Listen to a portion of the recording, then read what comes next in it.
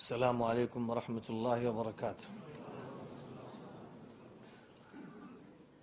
الحمد لله نحمده ونستعينه ونستغفره ونؤمن به ونتوكل عليه ونعوذ بالله من شرور أنفسنا ومن سيئات أعمالنا، من يهده الله فلا مضل له ومن يضلله فلا هادي له، ونشهد أن لا إله إلا الله وحده لا شريك له، ونشهد أن سيدنا ومولانا محمدا عبده ورسوله صلى الله تعالى عليه وعلى آله وأصحابه وأزواجه وذرياته وأهل بيته وبارك وسلم تسليما كثيرا كثيرا. أما بعد، فأعوذ بالله من الشيطان الرجيم. بسم الله الرحمن الرحيم. ما كان محمد أبا أحد من رجالكم ولكن رسول الله وخاتم النبيين وكان الله بكل شيء عليما. صدق الله العظيم. محترم بزرگوں اور دینی اور ایمانی بھائیوں اور بہنوں،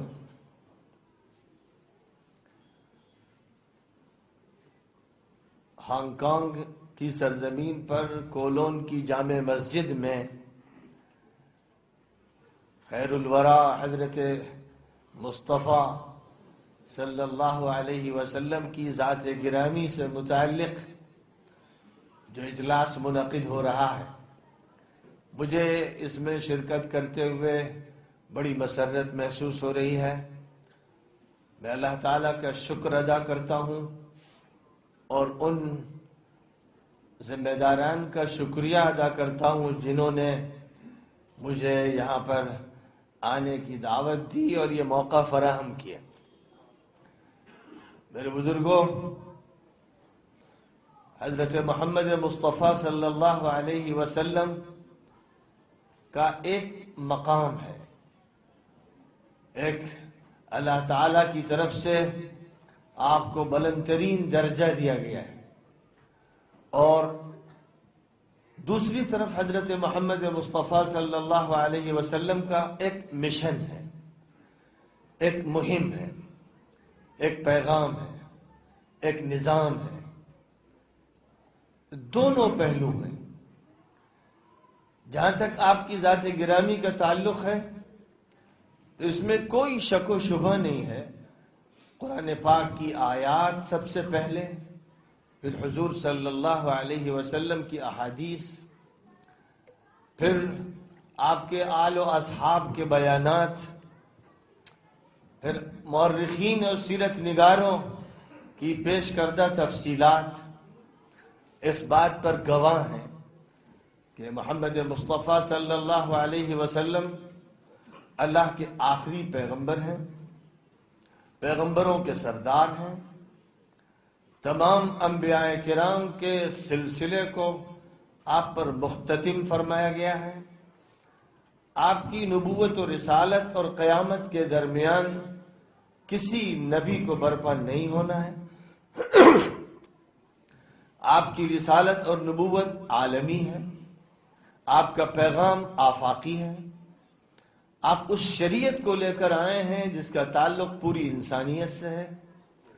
آپ عالمین کے لیے رحمت بنائے گئے ہیں.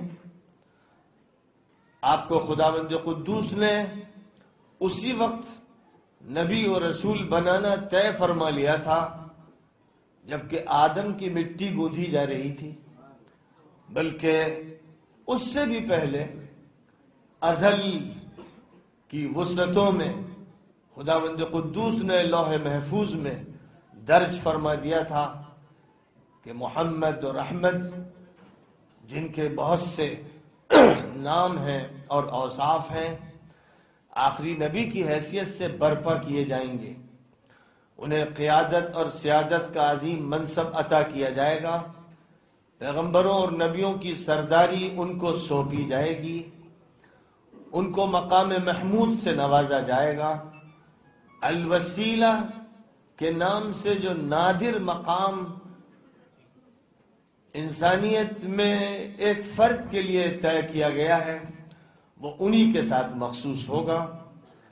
ان کو قیامت میں لواء الحمد عطا فرمایا جائے گا، انہیں کوثر و تسنیم کا مالک بنایا گیا ہے، ان کے ذریعے ہی کسی کو محشر میں کوثر و تسنیم کا جام ملے گا، ان کے دست مبارک میں لواء الحمد ہوگا، ان کی امت حمادون کہلائے گی، ان کو خداوند قدوس کی طرف سے وہ مقامات عطا کیے گئے ہیں جن مقامات کی بلندیوں اور رفعتوں کو تصور میں لانا مشکل ہے۔ 3 بڑے پیغمبروں کا تذکرہ کرتے ہوئے اللہ تعالیٰ نے فرمایا تِلْكَ الرُّسُلُ فَضَّلْنَا بَعْضَهُمْ عَلَى بَعْضٍ مِّنْهُمْ مَنْ كَلَّمَ اللَّهُ وَرَفَعَ بَعْضَهُمْ دَرَجَاتٍ وَآتَيْنَا عِيسَى ابْنَ مَرْيَمَ الْبَيِّنَاتِ وَأَيَّدْنَاهُ بِرُوحِ الْقُدُسِ۔ حضرت موسیٰ علیہ السلام کا 3 پارے کے شروع میں اس آیت کریمہ میں اس طرح ذکر فرمایا گیا کہ خدا نے ان کو کلیم بنایا، اور عیسیٰ علیہ السلام کا تذکرہ فرماتے ہوئے ارشاد فرمایا گیا کہ معجزات کے ذریعے سے ہم نے ان کی تائید کی اور روح القدس کو ان کی نصرت پر لگا دیا۔ اور محمد عربی علیہ السلام کا تذکرہ کرتے ہوئے فرمایا وَرَفَعَ بَعْضَهُمْ دَرَجَاتٍ، ان میں سے بعض اشارہ ہے حضرت محمد مصطفیٰ صلی اللہ علیہ وسلم کی طرف کو ہم نے بے انتہا مقامات عطا فرمائے ہیں، بلند ترین درجات دیے ہیں، ان کی بلندیوں کو کوئی چھو نہیں سکتا۔ محمد مصطفیٰ علیہ السلام کا تعارف سب سے پہلے خود اللہ نے کرایا۔ آپ کی منقبت، آپ کی مدحت، آپ کی توصیف، آپ کی تعریف خود آپ کے خالق نے، مالک نے، پروردگار نے فرمائی۔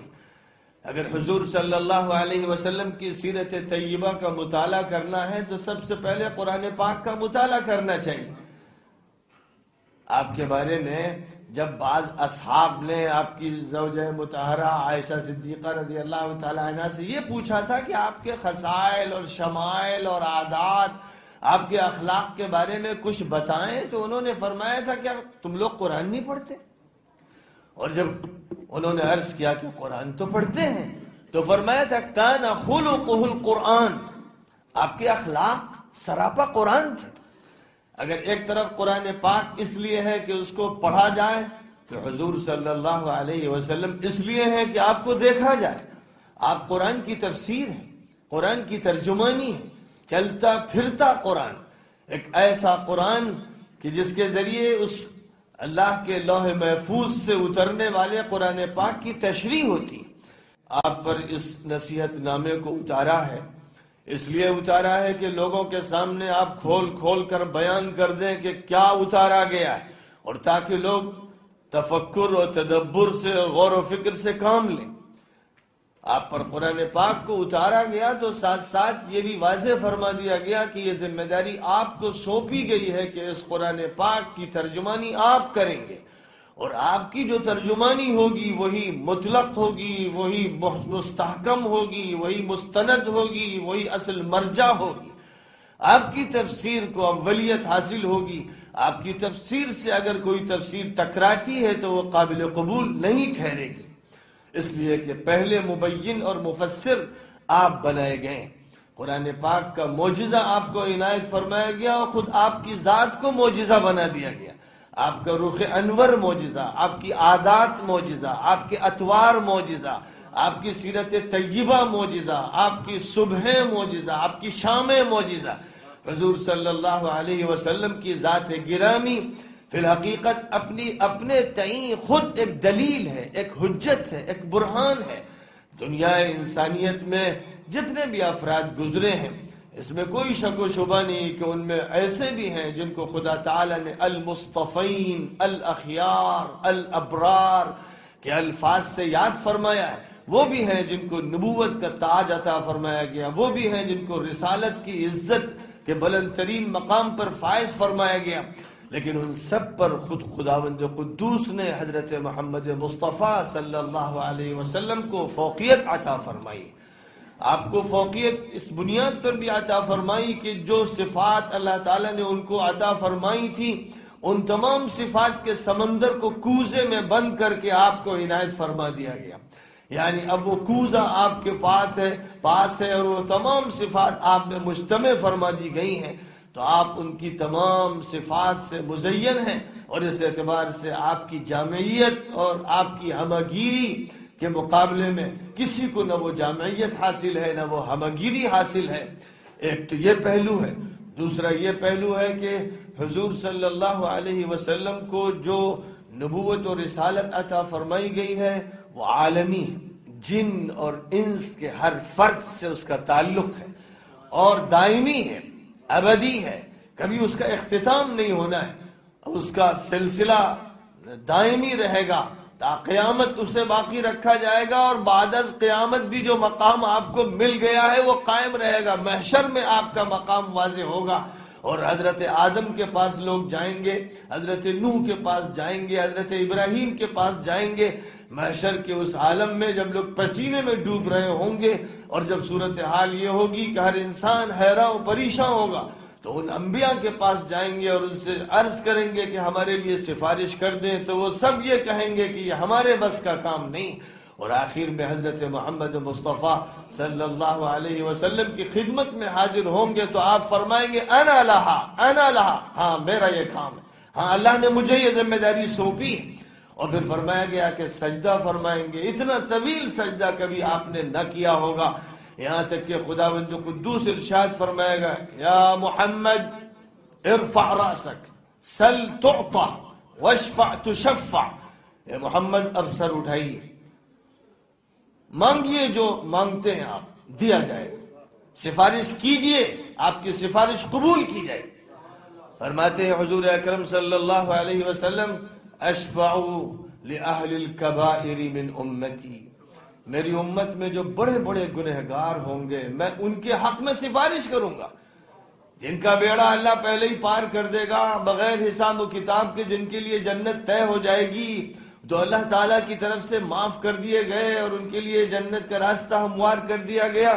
لیکن جو اپنے گناہوں کی زنجیروں میں پھنسے ہوں گے، جن کے پیروں میں بیڑیاں ہوں گی اور ہاتھوں میں ہتھکڑیاں ہوں گی، جو سمجھتے ہوں گے کہ سوائے اب تباہی کے کچھ نہیں، حضرت محمد مصطفیٰ صلی اللہ علیہ وسلم بارگاہ الہی میں ان کے حق میں سفارش فرمائیں گے، اور اللہ اپنے نبی یا آخر الزماں کی سفارش کو قبول فرما کر ان کو بھی جنت نصیب فرمائے گا.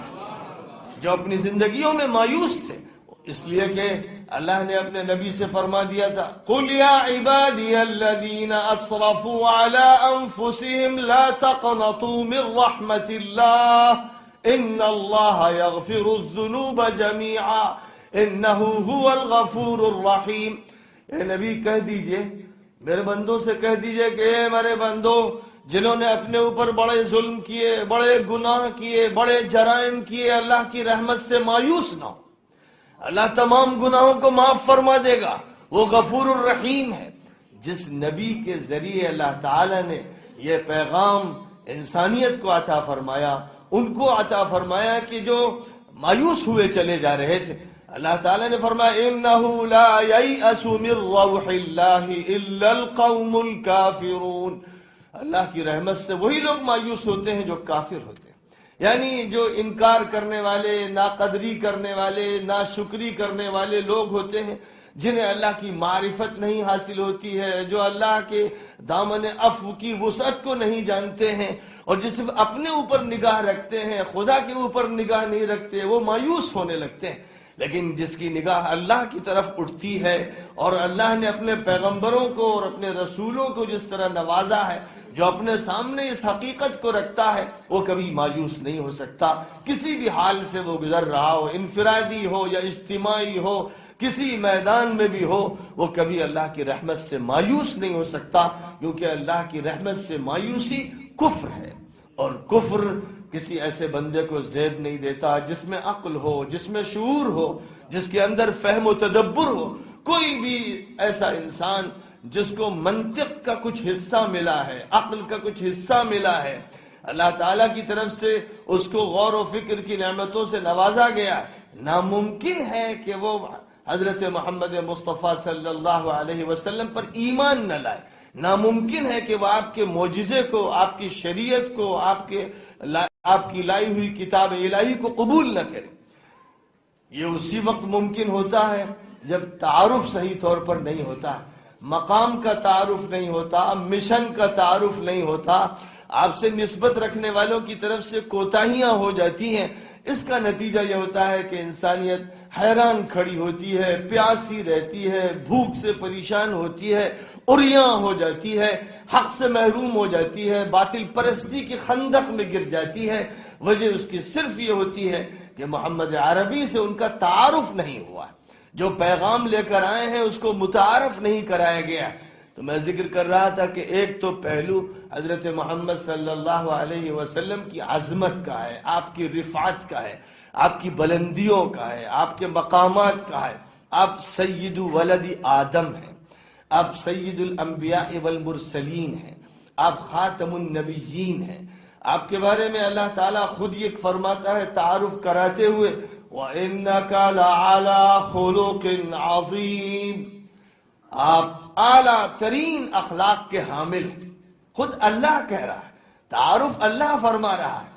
اللہ تعالیٰ آپ کا تذکرہ کرتا ہے تو پیار اور محبت کے ساتھ کہتا ہے کہ یہ میرے بندے ہیں۔ عبد کا لفظ لوگ سمجھتے ہیں کہ صرف اس کے معنی غلام کے ہیں یا صرف اطاعت کرنے والے کے ہیں۔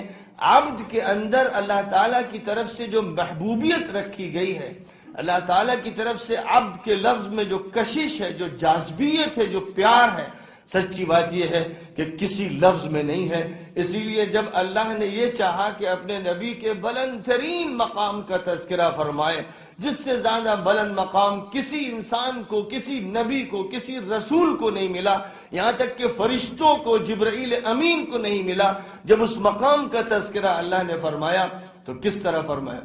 سبحان الذي أسرى بعبده ليلا من المسجد الحرام إلى المسجد الأقصى الذي باركنا حوله لنريه من آياتنا إنه هو السميع البصير۔ پاک ہے وہ ذات جس نے راتوں رات سفر کرایا اپنے عبد کو۔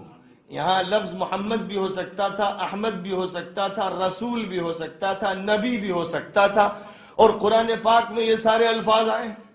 قرآن پاک میں کہیں یا ایھا الرسول بلغ ما انزل الیک من ربک وان لم تفعل فما بلغت رسالتہ، اے پیغمبر جو کچھ بھی اتارا جا رہا ہے اسے لوگوں تک بے کم و کاس پہنچا دیجئے، اگر ایسا نہیں کریں گے تو آپ رسالت کا حق ادا نہیں کریں گے۔ واللہ یعصمک من الناس، اور اللہ تمام انسانوں سے آپ کی حفاظت فرمائے گا۔ کہیں فرمایا یا ایھا النبی انا ارسلناک شاہدا ومبشرا ونذیرا وداعیا الی اللہ باذنہ وسراجا منیرا وبشر المؤمنين بأن لهم من الله فضلا كبيرا ولا تطع الكافرين والمنافقين ودع أذاهم وتوكل على الله وكفى بالله وكيلا۔ اے نبی، ہم نے آپ کو شاہد بنایا ہے، بشیر بنایا ہے، نذیر بنایا ہے، داعی اللہ بنایا ہے، سراج منیر بنایا ہے۔ اہل ایمان کو خوشخبری سنا دیجئے کہ ان کے لیے بہت بڑا اجر اللہ کی طرف سے طے کر دیا گیا ہے، اور شرک کرنے والوں اور نفاق کرنے والوں کا دباؤ قبول مت کیجئے، ان کے خوف میں مت آئیے، اور جو تکلیفیں دے رہے ہیں، اذیتیں دے رہے ہیں، ان سے صرف نظر کرتے رہیے، اللہ پر بھروسہ کرتے رہیے، خدا ہی کافی ہے۔ تو نبی سے بھی خطاب ہوا ہے، الرسول کے لفظ سے بھی خطاب ہوا ہے، اور سورہ محمد میں محمد کے لفظ کا بھی استعمال کیا گیا ہے۔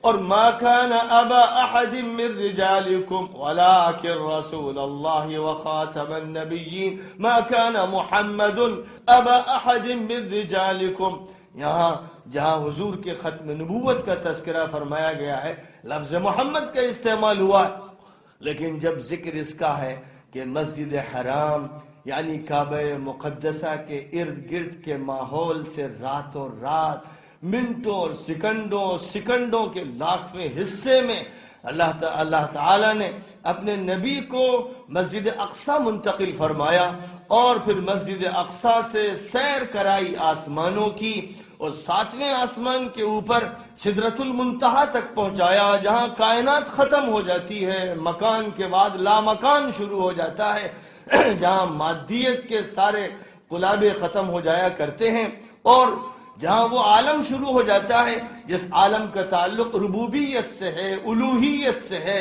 خدا کے اسماء حسنہ سے ہے اور صفات علیہ سے ہے، جہاں عالم خلق، عالم تدبیر مخلوق سے ملتے ہیں اور اس کے بعد مخلوق کی منتہا ہوتی ہے۔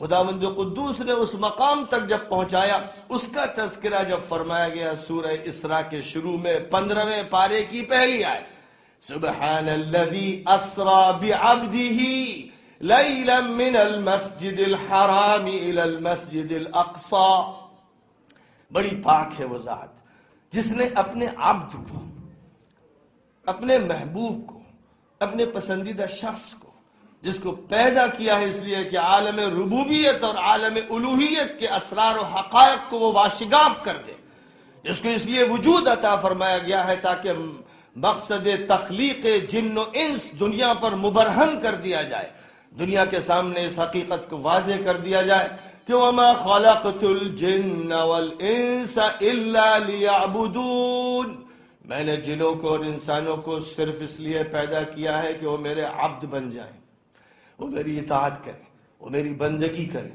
وہ مجھے مانیں، وہ میرے نظام کو برپا کریں، وہ میرے قانون کو چلائیں، میں نے اس لیے ان کو پیدا کیا ہے۔ مَا أُرِيدُ مِنْهُمْ مِنْ رِزْقٍ، ہمیں ان سے روزی روٹی نہیں چاہیے، ہم مندر کے بھگوان نہیں، ہم بت نہیں ہیں کہ جس کے سامنے پرساد لا کے چڑھایا جائے، ہم اس کائنات کے مالک، ہم حاضر و ناظر، غیب ہمارے سامنے، شہود ہمارے سامنے، آسمان و زمین ہمارے قبضہ قدرت میں، ہم خالق اور مالک، ہم نے وجود عطا کیا ہے۔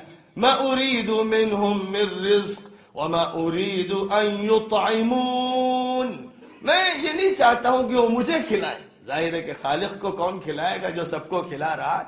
وَمَا مِن دَابَّةٍ فِي الْأَرْضِ إِلَّا عَلَى اللَّهِ رِزْقُهَا، کوئی بھی کیڑا مکوڑا جاندار اس روئے زمین پر نہیں ہے جس کے رزق کی ذمہ داری اللہ نے لے نہ لی، وہ رب السماوات والارض ہے اور الرزاق ذو القوة المتین ہے۔ فرمایا وَمَا أُرِيدُ أَن يُطْعِمُونَ إِنَّ اللَّهَ هُوَ الرَّزَّاقُ ذُو الْقُوَّةِ الْمَتِينَ، اللہ ہی ہے جو رزق دینے والا ہے، اللہ ہی ہے جو طاقت والا ہے، اللہ ہی ہے جس کا نظام بڑا مضبوط ہے، جس کے تصرفات بڑے مستحکم ہیں۔ تو اپنے نبی پاک علیہ السلام کو مسجد حرام سے مسجد اقصیٰ لے جانے والی ذات نے جب ان کا تعارف کرایا تو لفظ عبد سے کرایا، اور پڑھیے پھر سورۃ النجم، سورۃ النجم کو پڑھیے جس میں ذکر ہے آسمانوں کی سیر کا اور جبرائیل اور ان کے درمیان اس گفتگو کا جو قاب قوسین او ادنیٰ کی مسافت سے ہوئی تھی۔ والنجم اذا هوى ما ضل صاحبكم وما غوى وما ينطق عن الهوى ان هو الا وحي يوحى علمه شديد القوى ذو مرة فاستوى وهو بالأفق الأعلى ثم دنا فتدلى فكان قاب قوسين أو أدنى فأوحى إلى عبده ما أوحى فأوحى إلى عبده ما أوحى ما كذب الفؤاد ما رأى أفتمارونه على ما يرى ولقد رآه نزلة أخرى عند سدرة المنتهى عندها جنة المأوى إذ يغشى السدرة ما يغشى ما زاغ البصر وما طغى لقد رأى من آيات ربه الكبرى۔ سورۃ النجم کی آیتیں حضور صلی اللہ علیہ وسلم پر اتری تھی مکہ مکرمہ میں، اور جس وقت مکہ مکرمہ میں کعبہ مقدسہ کے سایہ تلے مشرکوں کے جھمگٹے کے سامنے حضور نے اس سورہ پاک کی تلاوت کی تھی تو بے ساختہ ہر شخص جو موجود تھا سجدے میں گر پڑا تھا، بے ساختہ، جو دشمن تھے، مخالف تھے، معاند تھے، ان آیات کا ایسا روب تھا، ایسی ہیبت تھی، ایسی تاثیر تھی، ایسا معجزہ تھا کہ ہر انسان جس نے یہ آیتیں سنی وہ اللہ کے لیے سجدے میں گر پڑا۔ اور حضرت امام بخاری نے ایک حدیث میں بیان کیا ہے کہ امیہ ابن خلف جو بہت بدترین دشمن اسلام تھا، وہ بھی ایک مٹھی مٹی لے کر اپنے پیشانی کے قریب کر کے یہ کہنے لگا میرے لیے بس یہ کافی. یعنی اندر سے فطرت سجدے کے لیے بے چین تھی، لیکن اس نے اناد کی وجہ سے سجدہ نہیں کیا تو کم از کم مٹی اٹھا کر پیشانی سے لگا لی کہ میرا سجدہ یہی. یہ واقعہ سیرت میں، تاریخ میں محفوظ کیا گیا ہے. یہاں پر بھی یہ دیکھنے کی بات ہے جہاں اللہ یہ فرما رہا ہے ما ينطق عن الهوى، محمد صلی اللہ علیہ وسلم اپنی خواہش سے کوئی بات نہیں کرتے. ان هو الا وحی یوحى، جو بات کہتے ہیں وہ اللہ کا پیام ہوتا ہے، خدا کی طرف سے ان تک منتقل کی جاتی ہے، وحی الہی کی بنیاد پر گفتگو فرماتے ہیں. لہذا محمد کی اطاعت جس نے کی اس نے اللہ کی اطاعت کی، جس نے انہیں مانا اس نے اللہ کو مانا. اور یہ بات کھول کر کہہ دی گئی من یطع الرسول فقد اطاع اللہ، جس نے پیغمبر کی بات مانی اس نے اللہ کی بات مانی. اور رسول بیان کر دیا گیا ما ارسلنا من رسول الا لیطاع باذن اللہ، ہم نے کوئی پیغمبر نہیں بھیجا مگر اسی لیے کہ اس کی بات مانی جائے حکم خداوندی سے. پیغمبروں کی بعثت اس لیے ہوتی، صرف مدحت و منقبت کے لیے نہیں، صرف ان کے تذکرے کے لیے نہیں. پیغمبر انقلاب لاتے ہیں، پیغمبروں سے تبدیلی وجود میں آتی، پیغمبر دنیا باطل کو ختم کر کے دنیا حق کو برپا کرتے ہیں.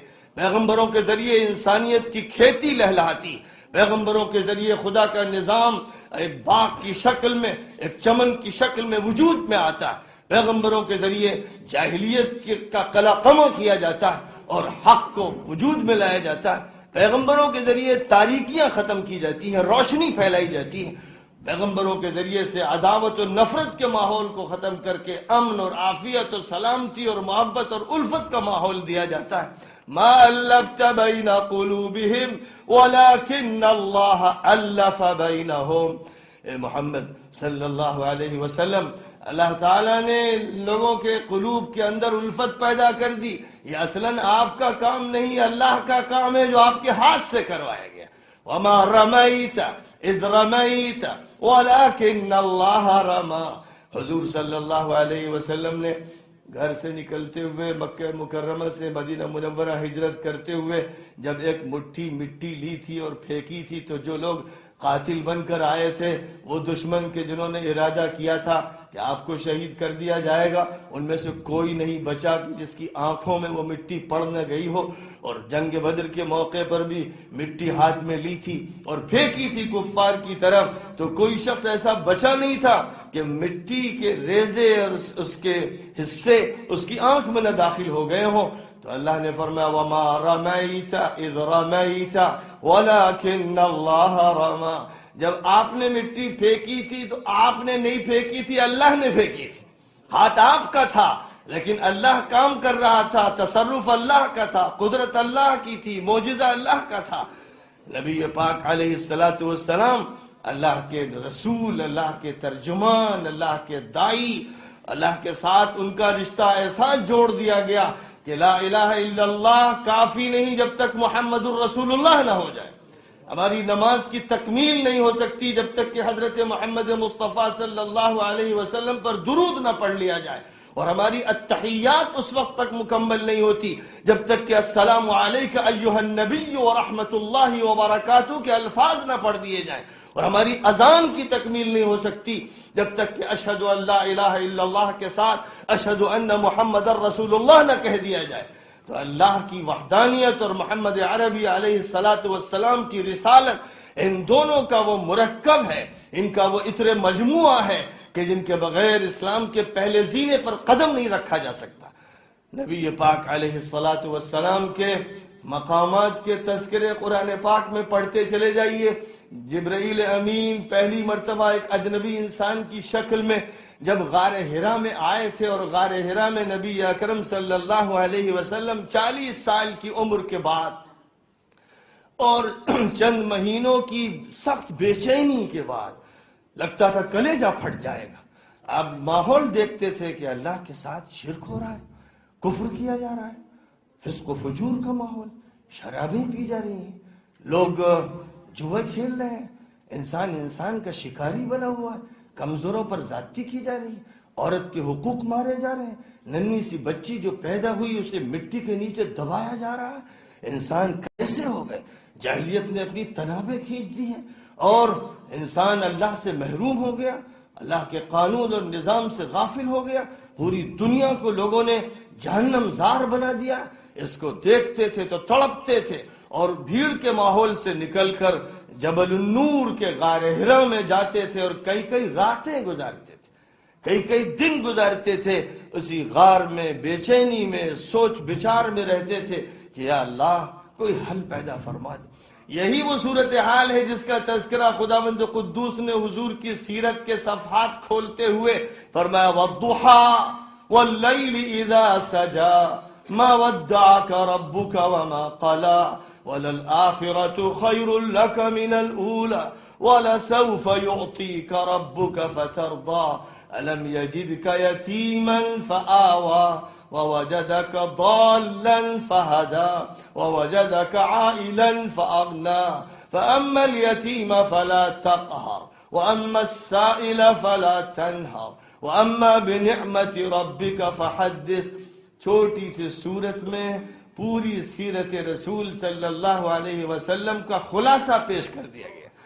آپ کی زندگی قبل از نبوت، آپ کی زندگی بعد از نبوت، ماحول جاہلیت اور ماحول جاہلیت سے معرکہ آرائی اور اس معرکہ آرائی میں غلبے کی بشارتیں اور اللہ تعالیٰ کی طرف سے پیشین گوئیاں مستقبل کے بارے میں کیا کیا مضامین ہیں جو ایک چھوٹی سے سورہ میں بیان کر دیے گئے ہیں۔ اور خداوند قدوس کے اعجاز کا تو عالم ہی یہی ہے کہ سورۃ الاخلاص ہو یا سورۃ العصر، سورۃ الکوثر ہو یا کوئی مختصر سی سورت، ہر سورت کے اندر مضامین کا ایک ٹھاٹھے مارتا ہوا سمندر ہے کہ مفسرین کے قلم خشک ہو گئے، لکھنے والے لکھتے لکھتے تھک گئے، بولنے والے بولتے بولتے تھک گئے، لیکن خداوند قدوس کے کلام کے راز اور معنی کا ٹھاٹھے مارتا ہوا سمندر کوئی سمیٹ نہیں سکا، نہ سمیٹ سکتا ہے۔ اسی لیے فرمایا تھا قُلْ لَوْ كَانَ الْبَحْرُ مِدَادًا لِكَلِمَاتِ رَبِّي لَنَفِدَ الْبَحْرُ قَبْلَ أَن تَنفَدَ كَلِمَاتُ رَبِّي وَلَوْ جِئْنَا بِمِثْلِهِ مَدَدًا۔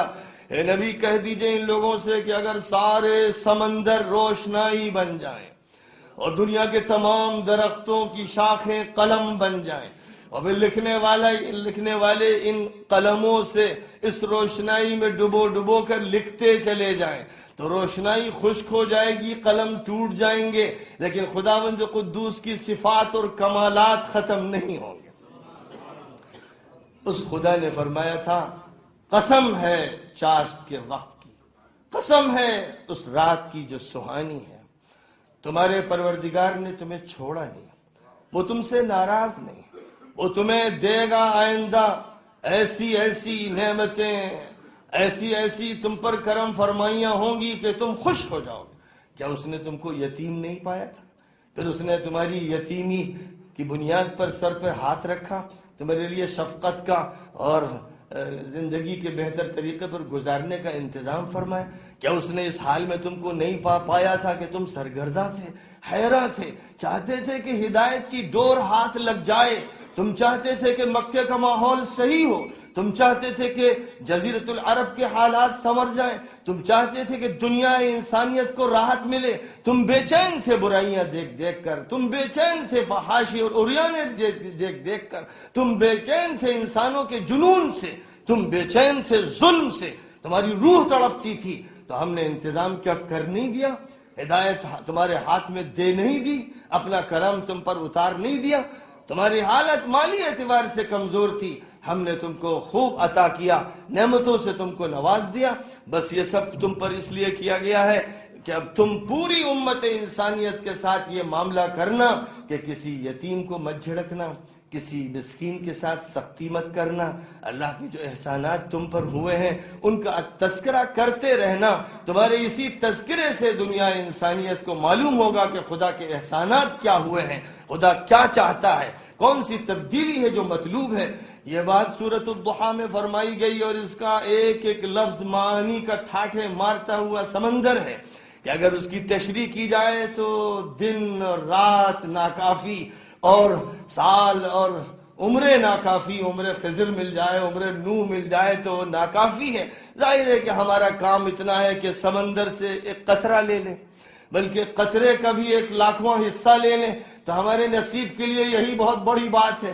ہماری قسمت اسی سے چمک جائے گی کہ ہم نے حضور پاک علیہ الصلاۃ والسلام اور ان کے خالق و مالک اللہ وحدہ لا شریک لہ کے اسماء اور صفات کا کچھ حصہ اپنی سوئی کی نوک میں لے لیا، اور یہی ہمارے نصیب کے جاگنے کے لیے انشاءاللہ کافی ہوگا۔ خداوند قدوس نے اسی سورے کے بعد پھر آگے چل کر اپنے پیغمبر حضرت محمد مصطفیٰ صلی اللہ علیہ وسلم پر جو احسانات معنوی، جو احسانات آپ کے اوپر روحانی فرمائے ہیں، جن روحانی انعامات کے بارے میں تصورات مشکل ہیں، فرمایا الم نشرح لک صدرک، کیا ہم نے تمہارا سینہ نہیں کھول دیا؟ ووضعنا عنک وزرک، اور وہ بوجھ تم پر سے ہٹا نہیں دیا، الذی انقض ظہرک، جس نے تمہاری پیٹھ کو دوہرا کر رکھا تھا، ورفعنا لک ذکرک، اور تمہارے چرچے اور تذکرے کو ہم نے کتنا بلند کر دیا، فضاؤں میں تمہارا چرچا، بحر و بر میں تمہارا چرچا و تذکرہ، فرشتوں کی زبان پر تمہارا ذکر، جن و انسان کی زبان پر تمہارا تذکرہ، ورفعنا لک ذکرک فإن مع العسر يسرا، إن مع العسر يسرا فإذا فرغت فانصب وإلى ربك فارغب۔ دیکھو، دشواری کے ساتھ آسانی ہوتی ہے، مشقتوں کے ساتھ بھی سہولتیں ہوتی ہیں، اور جب اللہ تعالیٰ تم سے اپنا کام لے لے، تم اپنے منزل تک پہنچو تو بس اب اللہ سے لو لگائے رہو، اس کے حضور کھڑے رہو، اس سے مانگتے رہو، اس سے مغفرت طلب کرتے رہو۔ یہ بات اس سورہ پاک میں حضور کے مقامات کا تذکرہ کرتے ہوئے فرمائی گئی۔ حضرت عبداللہ آپ کے ننھے منھے بیٹے جس وقت اس دنیا سے رخصت ہوئے، کافروں نے اپنے گھروں میں دیے جلائے، چراغ روشن کیے، خوشیاں منائی کہ چلیے محمد کی نسل ختم ہوئی، کون ان کا نام لے گا؟ تو اللہ نے فرمایا اِنَّا أَعْطَيْنَاكَ الْكَوْثَرَ فَصَلِّ لِرَبِّكَ وَانْحَرْ إِنَّ شَانِئَكَ هُوَ الْأَبْتَرُ۔ ہم نے کوثر و تسنیم تمہیں دے دیا، ہم نے ہر نعمت زیادہ سے زیادہ تعداد و مقدار میں تمہیں دے دی۔ الکوثر کے دو معنی، ایک تو خاص وہ حوض کوثر جو قیامت میں محشر میں سامنے آئے گی، وہ بھی الکوثر سے مراد ہے، اور ہر نعمت بے انتہا کثیر مقدار میں، کثیر تعداد میں الکوثر کہلاتی ہے۔ فرمایا اِنَّا أَعْطَيْنَاكَ الْكَوْثَرَ، ہم نے تم کو بے تحاشا نعمتوں سے نواز دیا اور حوض و کوثر بھی تمہیں دے دی۔ فَصَلِّ لِرَبِّكَ وَانْحَرْ، بس اب اپنے پروردگار کے لیے نماز پڑھتے رہنا، قربانی کرتے رہنا۔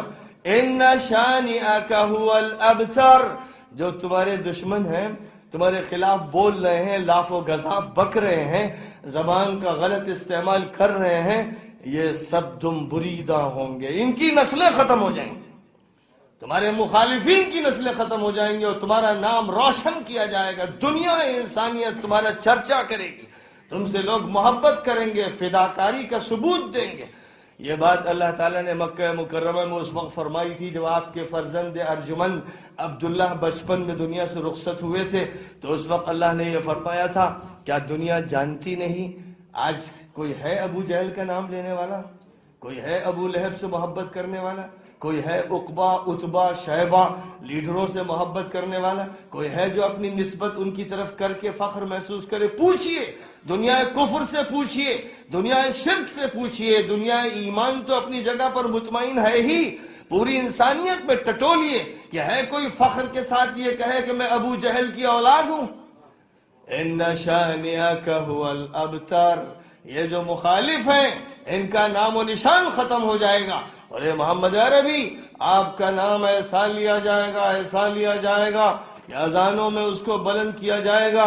جب سلسلہ شروع ہوگا آسٹریلیا سے اذان کا تو ہر چند منٹ کے فاصلے پر اذانیں بلند ہوتی چلی جائیں گی، دنیا کا گلوب چکر لگاتا چلا جائے گا، فضائیں مرتعش ہو جائیں گی اذانوں کی آوازوں سے، اور فرشتے جھک جھک کر اذانوں کی آوازوں کو اپنے سینے سے لگائیں گے اور محمد عربی کے حق میں دعائیں کریں گے، زمین سے آوازیں بلند ہوں گی، اشہد ان محمد رسول اللہ، میں گواہی دیتا ہوں کہ محمد صلی اللہ علیہ وسلم اللہ کے رسول ہیں۔ یہ صدا بلند ہو رہی ہانگ کانگ میں، یہ صدا بلند ہو رہی میانمار میں، یہ صدا بلند ہو رہی ڈھاکے میں، یہ صدا بلند ہو رہی دلی میں، یہ صدا بلند ہو رہی ہے اسلام آباد میں، یہ صدا بلند ہو رہی کابل میں، یہ صدا بلند ہو رہی دنیا کے چپے چپے میں، یہ صدا بلند کی جا رہی شمال میں، جنوب میں، مشرق میں، مغرب میں۔ کون سا وہ کونا ہے جس کونے پر حضور اکرم صلی اللہ علیہ وسلم کا نام نامی بلند نہ ہو رہا ہو؟ زبانوں پر نام، دلوں میں نام، دماغوں کے سلوٹوں میں نام، فضاؤں میں نام، ایتھر میں نام، الیکٹرانکس میڈیا میں نام۔ دنیا میں کوئی جگہ ایسی باقی نہیں ہے جہاں اتنا نام لیا جاتا ہو کسی ایسے انسان کا جو اشرف المخلوقات میں بھی سب سے اشرف، اور جس کی بزرگی اور عظمت اللہ کے بعد سب سے بڑی بزرگی۔ بعد از خدا بزرگ تو ہی، قصہ مختصر۔ اللہ کے بعد سب سے بڑے آپ ہیں، آپ سے بڑا کوئی نہیں۔ اللہ کے بعد سب سے بڑے آپ ہیں، اور یہ حق ہے، کلمہ حق ہے۔ اس کائنات میں اللہ کے بعد محمد عربی علیہ السلام سے بڑا کوئی نہیں۔ اللہ نے یہ مقام آپ کو عنایت فرمایا ہے، اور یہ آپ کے ساتھ مخصوص مقام ہے۔ اس مقام میں کوئی انسان بھی اس سلسلے میں نہ اعتراض کر سکتا ہے، نہ دلیل دے سکتا ہے۔ یہ مقام اللہ تعالیٰ نے آپ کے لیے مخصوص فرمایا ہے۔ تو میرے بزرگوں، یہ تو حضور کے مقام کی باتیں ہیں، اور کتنا تذکرہ قرآن پاک میں اس کا فرمایا گیا ہے۔ سورۃ الفاتحہ سے پڑھتے چلے جائیے تو جب آپ کہتے ہیں ایاک نعبد و ایاک نستعین اہدنا الصراط المستقیم صراط الذین انعمت علیہم، اے اللہ ہم تیری بندگی کرتے ہیں، تجھ سے مدد چاہتے ہیں، ہمیں راستہ دکھا دے ان کا کہ جن پر تیرا انعام ہوا، ان کا راستہ کہ جن کو تو نے خاص طور پر نوازا، تو وہ کون ہے؟ وَمَن يُطِعِ اللَّهَ وَالرَّسُولَ فَأُولَئِكَ مَعَ الَّذِينَ أَنْعَمَ اللَّهُ عَلَيْهِمْ مِنَ النَّبِيِّينَ وَالصِّدِّيقِينَ وَالشُّهَدَاءِ وَالصَّالِحِينَ وَحَسُنَ أُولَئِكَ رَفِيقًا۔ جو بھی اللہ کی اور پیغمبر کی بات ماننے والا ہے وہ نبیوں کے ساتھ ہوگا، اللہ اس کو ان کی مرافقت عطا فرمائے گا۔ یہ مقام اس کو ملے گا کہ حضرت محمد مصطفیٰ علیہ السلام کی رفاقت جنت میں خادمانہ اور غلامانہ نصیب ہوگی۔ فرمایا تھا حضور پاک علیہ السلام نے ایک صحابی سے جو آئے، کہنے لگے حضور میرے پاس نہ نمازیں زیادہ ہیں، نہ روزے، نہ تلاوت زیادہ کر پاتا ہوں، نہ ذکر، بس فرائض پر اکتفا کر لیتا ہوں، لیکن آپ سے محبت کرتا ہوں، مجھے اللہ سے محبت ہے، اللہ کے رسول سے محبت۔ تو حضور صلی اللہ علیہ وسلم نے ارشاد فرمایا المرء مع من احب، انسان جس سے محبت کرے گا اس کے ساتھ ہوگا۔ جو مجلس میں حضرات بیٹھے ہوئے تھے انہوں نے عرض کیا حضور یہ بات انہی کے ساتھ مخصوص ہے جو سائل ہے، یہ ہم سب کے لیے عام ہے؟ فرمایا تم سب کے لیے یہ بات عام ہے، یعنی ایسا نہیں کہ بس انہی کے ساتھ، جو محبت کرے گا، جو مجھ سے محبت کرے گا، خداوند قدوس کی طرف سے رحمت کے دہانے کھل جائیں گے۔ اور دنیا میں دیکھیے جو فوری جزا ملتی ہے کہ فرمایا من صلی علی واحدۃ صلی اللہ علیہ بہا عشرا، جو ایک مرتبہ مجھ پر درود پڑھ لے خدا تعالیٰ کی 10 رحمتیں نقد اس کو مل جاتی ہیں، ادھار نہیں، ادھار تو جو ملے گا سو ملے گا، نقد اسی دنیا میں اللہ کی 10 رحمتیں حاصل کرنے کے لیے درود ذریعہ ہے۔ درود پڑھیے حضور پاک علیہ السلام پر، سلام بھیجیے آپ کی خدمت میں، قسمت چمکائیے، نصیب آور بنیے، خدا تعالیٰ کی طرف سے اکرام اور عزت حاصل کیجئے، نبی کی رفاقت کا پروانہ حاصل کر لیجئے، اطمینان کیجئے کہ انشاءاللہ اس محبت کی وجہ سے خدا تعالیٰ محروم نہیں فرمائے گا، ساتھ ہوگا انبیاء کا، صدیقین کا، شہداء کا، صالحین کا۔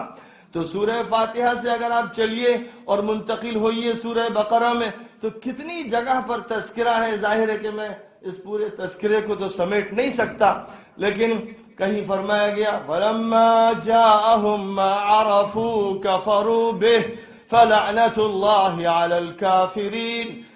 جب وہ نبی آ گئے جن کا انتظار اولڈ ٹیسٹمنٹ والوں کو، نیو ٹیسٹمنٹ والوں کو تھا، موسیٰ نے کہا تھا کہ وہ آخری کوہ فاران سے جس کی آواز بلند ہوگی اور اس کے ساتھ 10,000 قدوسیوں کی جماعت ہوگی جو مکے کی بستی میں فاتحانہ داخل ہوگی، تو یہ پیشین گوئی اولڈ ٹیسٹامنٹ کی موسیٰ کی زبان سے نکلی ہوئی منطبق ہو رہی تھی محمد عربی علیہ السلام پر۔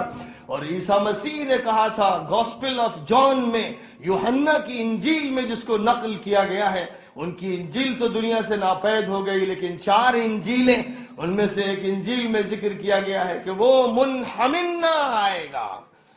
سریانی زبان میں، سیرین لینگویج میں جس کو منحمنہ کہا گیا، اور پھر یونانی لینگویج میں جب ٹرانسلیشن ہوا سیرین لینگویج سے تو اس کو پیراکلیٹوس کہا گیا۔ وہ پیراکلیٹوس آئے گا اور دنیا کی نجات اسی کے ہاتھ پر ہوگی، وہ آخری نبی ہوگا۔ یہ بات عیسیٰ مسیح نے کہی تھی۔ بتائیے المنحمنہ اور پیراکلیٹوس کا ترجمہ کیا ہے؟ ڈیوڈ بنجامین نے محمد ان دی بائبل نام کی کتاب لکھی، جو ماسکو کے ایک بہت بڑے چرچ میں ہیڈ پریسٹ تھے۔ اس کتاب میں اسلام لانے کے بعد انہوں نے یہ بات بڑی وضاحت سے لکھی کہ منحمنہ پہلا لفظ تھا جو سیرین لینگویج کا تھا، اور پیراکلیٹوس یونانی زبان کا لفظ تھا۔ اس کے بعینی ہی وہی معنی ہیں جو لفظ احمد کے۔ لفظ احمد اللہ تعالیٰ نے قرآن پاک کی ایک سورے میں 28ویں پارے میں تذکرہ فرمایا ہے، وَمُبَشِّرًا بِرَسُولٍ يَأْتِي مِن بَعْدِ اسْمُهُ أَحْمَدُ۔ حضرت عیسیٰ نے اپنی قوم کو، لوگوں کو مخاطب کرتے ہوئے کہا تھا کہ میں آیا ہوں بنی اسرائیل کے پیغمبر کی حیثیت سے اور خوشخبری دینے آیا ہوں اس بات کی کہ میرے بعد ایک نبی آئے گا جس کا نام احمد ہوگا۔ تو فارکلیٹ اردو میں، اور پیراکلیٹوس یونانی میں، اور منحمنہ سیرین میں، اور احمد عربی میں، اور بے انتہا قابل تعریف احمد کا ترجمہ، بے انتہا قابل تعریف۔ محمد کے معنی بھی بہت تعریف کیا جانے والا، اور احمد کے معنی بھی بے انتہا جو تعریف کا مستحق ہے، وہ ذات رسول حضرت محمد مصطفیٰ صلی اللہ علیہ وسلم۔ ہم ان پر ایمان لائے اور ہم نے ان کے ذریعے سے اللہ کو پہچانا، ہم نے ان کے ذریعے سے اللہ کی شریعت کو پہچانا، ہم ان کے ذریعے سے واقف ہوئے عالم غیب سے، جنت سے، دوزخ سے، ملکوتی دنیا سے۔ ہم ان کے ذریعے واقف ہوئے عالم برزخ سے، ہمیں ان کے ذریعے سے معلوم ہوا مقصد انسانیت، ہمیں یہ معلوم ہوا کہ انسان کی زندگی انفرادی اور اجتماعی کس طرح گزرنی چاہیے۔ انہوں نے ہمیں طہارت کا طریقہ بتایا، انہوں نے ہم کو عبادت کا سلیقہ سکھایا، انہوں نے معاشرت کے اصول بتائے، انہوں نے اقتصادیات اور معاشیات کا سسٹم عطا کیا، انہوں نے صحیح طریقے کی سیاست کا نقشہ دنیا کے سامنے پیش کیا، انہوں نے اخلاق کے اعلیٰ ترین اخلاق کی مثالوں کو دنیا کے سامنے رکھا، انہوں نے آپس کے برتاؤ کے بارے میں ایسی وضاحتیں فرمائی کہ پہلے کبھی اس طرح کی وضاحتیں نہیں کی گئی تھی، انہوں نے جزیات، چھوٹی چھوٹی باتوں، کھانا کیسے کھائیں، بیٹھے کیسے، لیٹے کیسے، استنجے کس طرح جائیں، آئینہ دیکھے تو کیا کہیں، کپڑا پہنے تو کیا کہیں، اور کسی سے ملاقات ہو تو کس طرح ہو، بازار جانا ہو تو کس طرح جانا ہو، لوگوں کے ساتھ ہر پہلو سے، بڑوں سے، چھوٹوں سے، عورتوں سے، مردوں سے، بیوی سے، بہن سے، ماں سے برتاؤ کیسا کیا جائے، اس سلسلے میں ایسی واضح اور مفصل ہدایات عطا فرمائی ہیں کہ دنیا انسانیت اگر واقعتاً ان کو اختیار کر لے تو دنیا نمونہ جنت بن جائے۔ اور عہد نبوی نے یہ منظر پیش کیا، اور اس کے بعد ان کے راستے پر چلنے والوں نے اس منظر کو دنیا کے سامنے پیش کیا کہ دنیا سے ایک طرف فقر کو دور کیا گیا، باطل کو ختم کیا گیا، حق کو عام کیا گیا، اخلاق کی ایسی کھیتی تیار کی گئی جو لہلہاتی رہی، اور اس طرح معاملات کا نقشہ پیش کیا گیا کہ عدل و انصاف کی ترازو لٹک گئی، ایسی کہ جس میں عدل و انصاف نے بھرپور طریقے پر نمائندگی فرمائی۔ یہ سب کچھ ہوا۔ اللہ تعالیٰ نے آپ کے بارے میں جب یہ ارشاد فرمایا کہ ما کان محمد ابا احد من رجالکم ولکن رسول اللہ وخاتم النبیین، محمد صلی اللہ علیہ وسلم تمہارے مردوں میں سے کسی کے باپ نہیں، وہ اللہ کے رسول اور نبیوں کے سلسلے کو ختم فرمانے والے ہیں، خاتم النبیین ہے، ان کے بعد کوئی نبی نہیں آئے گا۔ ان کے بعد ان کا کام، ان کے مشن کو لے کر ان کی امت کے دیوانے، ان کی امت کے افراد، ان کے غلام، ان کے دین کے علمبردار اٹھیں گے اور دنیا کے کونے کونے تک ان کی تعلیمات کو پہنچا دیں گے اور پوری انسانیت کو باور کرا دیں گے کہ وہ سب کے ہیں، سب کے رسول ہیں، سب کے نبی ہیں۔ اللہ تعالیٰ نے ان سے کہلوایا تھے یا ایھا الناس اعبدوا ربکم الذی خلقکم والذین من قبلکم لعلکم تتقون۔ اے انسانوں، اس چھوٹے سے جلسے میں صرف مسلمان جمع ہوئے ہیں۔ ہانگ کانگ کا یہ جلسہ کسی چوراہے پر ہونا چاہیے تاکہ کوئی مرد، کوئی عورت، کوئی لڑکا، کوئی لڑکی، کوئی بدھسٹ، کوئی غیر مذہب والا ایسا باقی نہ رہے جس تک محمد عربی علیہ السلام کی تعلیمات کو منتقل نہ کر دیا جائے۔ ہم نے ان کی نبوت و رسالت کو حالوں میں، کمروں میں سمیٹ کر رکھ دیا۔ جن کی نبوت و رسالت نے صفا کی پہاڑی سے اعلان کیا تھا اور جبرالٹر پر ان کے غلاموں نے اس کا اعلان کیا تھا، اور ترکستان اور سنکیان کے چوراہوں پر اور میدانوں میں جس کا اعلان کیا گیا تھا، شمال و جنوب کا کوئی علاقہ چھوڑا نہیں گیا تھا جہاں ان کا ڈنکا نہ بجایا گیا ہو۔ ان کے غلاموں نے کیونکہ جانا تھا کہ خدا کہتا ہے یا ایھا الناس اعبدوا ربکم الذی خلقکم، اے انسانوں اپنے اس پروردگار کی بندگی کرو جس نے تمہیں پیدا کیا، تم سے پہلے جو انسان گزرے ان کو پیدا کیا تاکہ تم اس کی پکڑ اور عذاب سے بچ سکو۔ اللہ نے فرمایا تھا اپنے نبی سے وَمَا أَرْسَلْنَاكَ إِلَّا رَحْمَةً لِلْعَالَمِينَ، ہم نے تم کو سارے جہانوں کے لیے، سارے طبقات انسانی کے لیے رحمت بنا کر بھیجا ہے۔ اللہ نے فرمایا تھا وَمَا أَرْسَلْنَاكَ إِلَّا كَافَّةً لِلنَّاسِ بَشِيرًا وَنَذِيرًا، ہم نے تم کو تمام انسانوں کے لیے بشیر و نذیر بنایا ہے، یعنی جو لوگ بات قبول کریں انہیں خوشخبری دو، اور جو ابھی دور ہٹیں، دشمنی کریں، انہیں اللہ کے عذاب سے ڈرا دو، بتا دو کہ تمہاری پکڑ ہو جائے گی جزا و سزا کے نظام میں۔ اور میں گیا قل یا ایھا الناس انی رسول اللہ الیکم جمیعا، کہہ دیجئے کہ انسانوں میں تم سب کا رسول ہوں۔ مجھے بتائیے کہ مسلمانوں نے اپنا قومی رسول بنا لیا، اگر عیسائیوں نے یہ سمجھا کہ عیسیٰ ہمارے رسول ہیں یا سن آف گاڈ ہیں یا چنی اور چنا، اور یہودیوں نے سمجھا کہ موسیٰ ہمارے رسول ہیں، اور دنیا کی قوموں نے رسولوں کو بانٹ لیا، تو محمد عربی علیہ السلام نے فرمایا کہ یہ تفریقے کا موضوع نہیں ہے، یہ وحدت کا موضوع۔ اللہ ایک ہے اور اس کا نظام ایک ہے، اور اس کے سارے پیغمبر اور انبیاء ایک لڑی میں پروئے ہوئے ہیں، اور میں ان کی آخری کڑی ہوں۔ میں یہ بتانے آیا ہوں قولوا آمنا باللہ وما انزل الینا وما انزل الی ابراہیم واسماعیل واسحاق ویعقوب والاسباط وما اوتی موسیٰ وعیسیٰ وما اوتی النبیون من ربهم لا نفرق بین احد منہم ونحن له مسلمون۔ اسلام کا یہ جامع عقیدہ دیکھیے، کیسی انسانیت اور عالمگیریت اور ہمگیریت، کہو کہ ہم اللہ کو مانتے ہیں، اللہ کے پیغمبروں کو مانتے ہیں، کتابوں کو مانتے ہیں، ہم ابراہیم کو مانتے ہیں، ہم اسماعیل کو، اسحاق کو مانتے ہیں، ہم عیسیٰ اور موسیٰ کو مانتے ہیں، بلکہ جتنے بھی نبی گزرے سب کو مانتے ہیں۔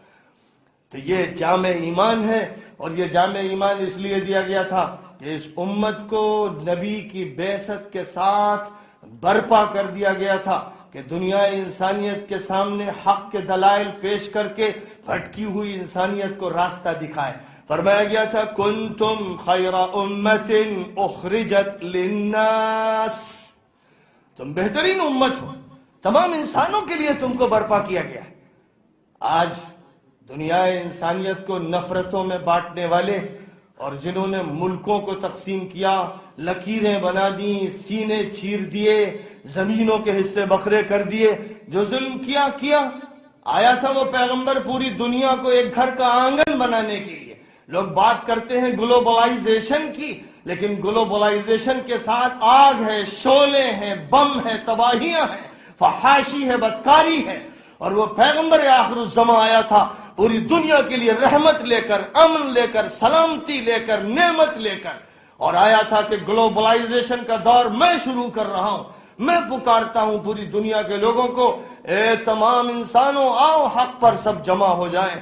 تعالوا یا اہل الکتاب تعالوا الى کلمۃ سواء بیننا وبینکم الا نعبد الا اللہ ولا نشرك به شيئا ولا يتخذ بعضنا بعضا اربابا من دون اللہ. فرمایا گیا تھا اے یہودیوں، عیسائیوں، ہندوؤں، سکھوں، دنیا کی تمام قوم کو مذہب کے ماننے والے لوگوں، آؤ کامن جو چیزیں ہیں ان پر اتفاق تو کر لیں.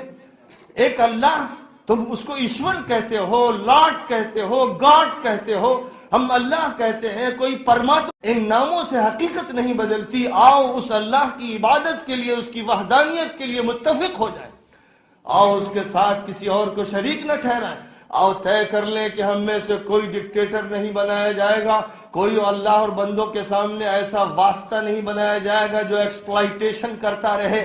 ہم کسی کو رب نہیں بنائیں گے. سارے انسان برابر ہیں، حاکم بھی خادم ہے، امیر بھی خادم ہے، محکوم بھی بھائی ہیں، بھائیوں کی سوسائٹی ہے، برابر والوں کی سوسائٹی ہے. کوئی بھید بھاؤ نہیں، کوئی اونچ نیچ نہیں، اونچ نیچ نہیں، قوموں کے درمیان کوئی فرق نہیں، رنگوں کے درمیان کوئی فرق نہیں. سارے انسان جن ماؤں سے پیدا ہوئے آزاد پیدا ہوئے ہیں، کوئی غلامی لے کر نہیں آیا ہے. اس لیے انسانوں کو آزادی ملنی چاہیے اور آزادی کو اخلاقی حدود کے ساتھ پابند کر دینا چاہیے تاکہ انارکی نہ پیدا ہو، فوضویت اور انتشار نہ پیدا ہو. لوگ امن و عافیت کے ساتھ اس طرح رہیں کہ ہر انسان دوسرے کا حق ادا کرے. جانوروں کا حق ادا کیا جائے، جمادات کا حق ادا کیا جائے، نباتات کا حق ادا کیا جائے، حیوانات کا حق ادا کیا جائے. یہ سکھایا تھا آقا نامدار حضرت محمد مصطفیٰ صلی اللہ علیہ وسلم نے کہ گھر میں بلی کو بھی تکلیف نہ دو. پیاسے کتے کو بھی جس عورت نے پانی پلا دیا تھا، اس کی پیاس اور اس کی تکلیف کو دیکھ کر وہ عورت بدکار تھی، لیکن اس نے کیونکہ شفقت اور رحمت سے ایک جانور کے ساتھ اچھا معاملہ کیا اور کنویں سے پانی لے کر اس کتے کو پلا دیا، تو نبی آخر الزمان نے دنیا کو بتایا کہ وہ عورت بخش دی گئی. وہ عورت بخش دی گئی. اور ایک عورت نے ایک بلی کو تڑپا کے مار دیا، وہ عورت جہنم کی مستحق ہوئی. جو نبی جانوروں پر رحم کرنے والا، جس نبی نے پوری دنیا انسانیت ہی نہیں، دنیا جمادات اور نباتات اور حیوانات پر بھی شفقت سکھائی، ان کے ساتھ بھی صحیح معاملہ سکھایا، جس نے فرمایا آتو کل ذی حق حقہ، ہر حق والے کو اس کا حق دو، کسی کا حق مت مارو. جس کا جو حق بنتا ہے، بیٹے کا جو حق ہے، بہن کا جو حق ہے، بیٹی کا جو حق ہے، بیوی کا جو حق ہے، ماں باپ کا جو حق ہے، سسرال والوں کا جو حق ہے، شہریوں کا جو حق ہے، پڑوسیوں کا جو حق ہے، مسلم و غیر مسلم کا جو حق ہے، ہر انسان کا جو حق ہے وہ اس کو دو. حقوق کو دلوانے کے لیے، عدل کی ترازو قائم کرنے کے لیے اعدلوا هو اقرب للتقوى، فرمایا عدل کرو، انصاف کرو، تقوی سے زیادہ قریب یہی چیز. جس نبی نے یہ کچھ فرمایا، یہ سکھایا، کاش کے مسلمان خیر امت بن جاتے.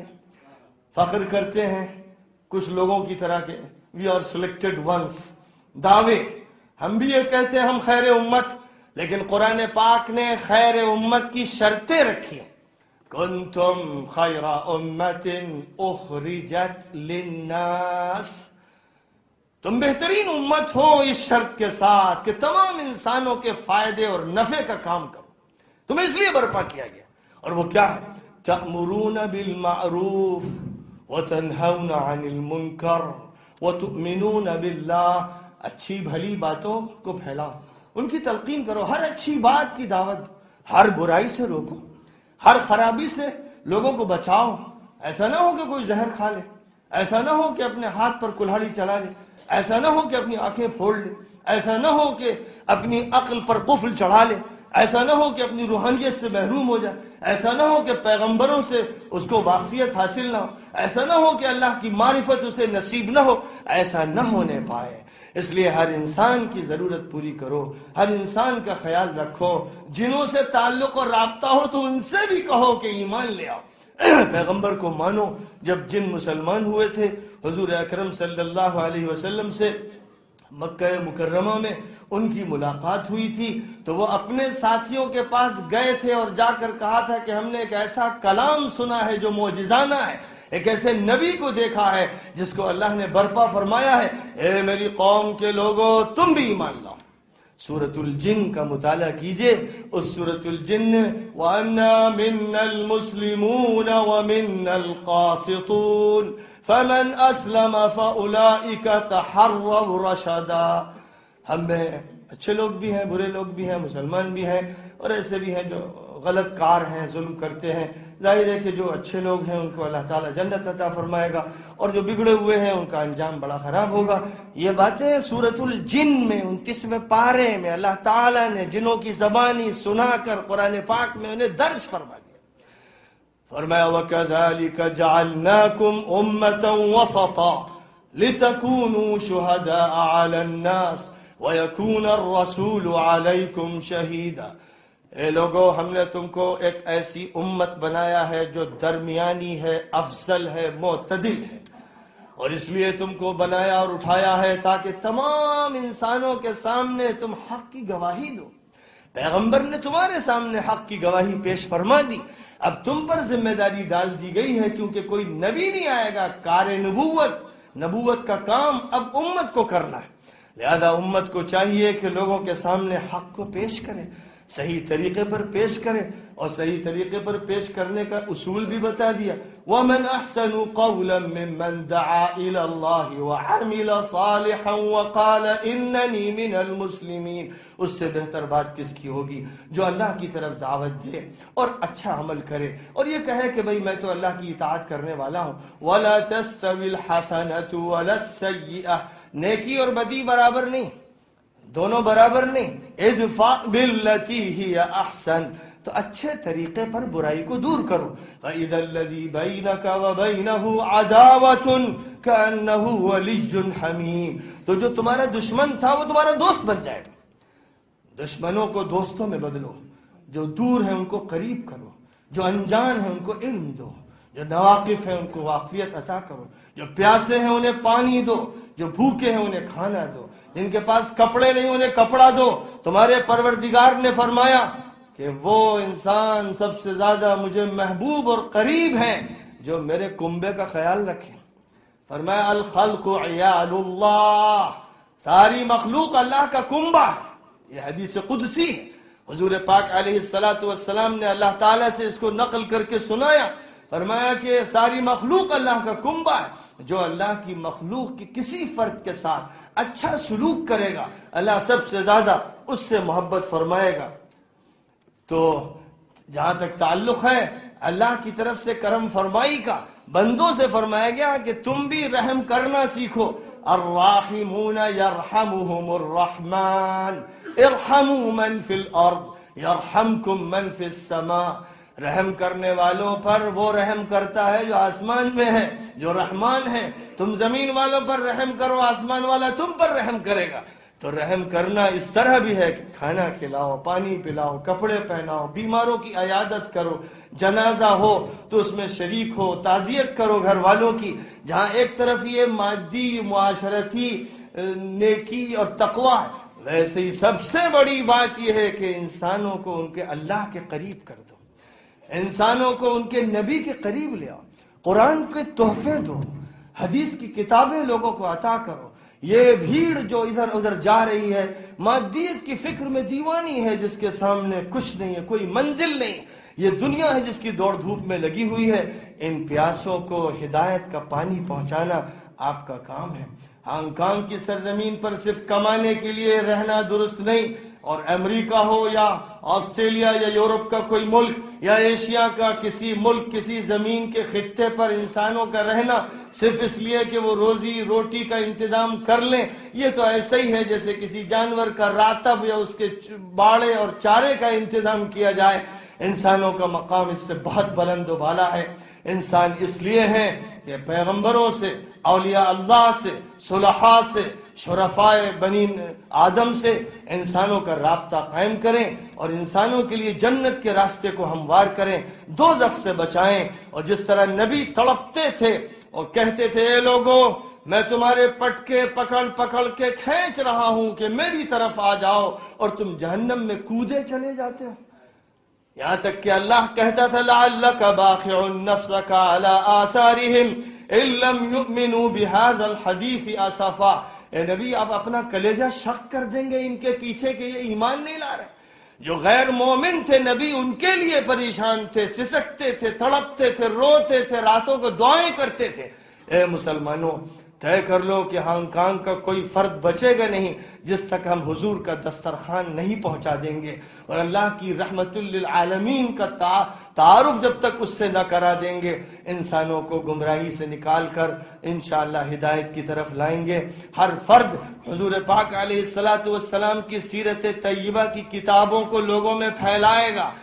کتابیں چائنیز زبان میں ہوں یا انگریزی زبان میں، جس زبان میں لوگ سمجھتے ہوں گے اس زبان میں حضور کی سیرت طیبہ، حضور کی تعلیمات، قرآن پاک کی ہدایات ہر فرد تک پہنچا دینے کا کام کرنا ہے۔ اگر آج اس مجمع میں کچھ جوان، کچھ مجذوب الفطرت اور کچھ دیوانے طے کر لیں کہ انشاءاللہ اس کلمہ حق کو ہر انسان تک پہنچانا ہے، اس کی ضرورت کو پورا کرنا ہے، تو ایک انقلاب شروع ہو جائے گا، جس کے بعد لوگ آپ کو دعائیں دیں گے، آپ کی بھلائیں لیں گے، آپ سے پیار کریں گے، آپ کو سب سے بڑا محسن مانیں گے۔ حضور پوری انسانیت کے سب سے بڑے محسن، کاش کہ آپ حضور کی نقل اتارتے اور آپ کے نمونے پر عمل کرتے ہوئے طے کر لیں کہ ہانگ کانگ کے محسن آپ بن جائیں گے۔ اللہ تعالیٰ قبول فرمائے اور اپنا فضل فرمائے۔ وآخر دعوانا ان الحمدللہ۔